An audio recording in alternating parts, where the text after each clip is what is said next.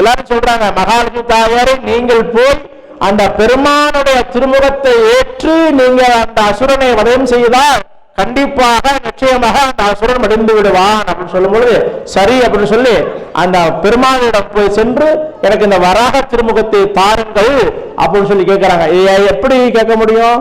லலிதா தேவி மூலமாகத்தான் கேட்க முடியும். அப்ப எல்லாம் பண்றாங்க, பிரம்மனும் மகாவிஷ்ணும் சிவபெருமானும் லலிதா தேவியிடம் சென்று இந்த மகாலட்சுமியை தோற்றுவிக்கிறதுக்கு நீங்க அனுகிரகம் செய்ய வேண்டும். அவதான் மூலாதாரம். இந்த லோகத்துல சிறி சக்கரம் சொல்றோம் இல்லையா, சிறி சக்கரம் தான் முதன்மை. எந்த சக்கரத்துக்கும் முதன்மை சொன்னா சிறி சக்கரம் தான். அந்த சிறி சக்கரத்துக்கு முதன்மை வாழ்ந்த யாரும் லலிதா தேவி தான்.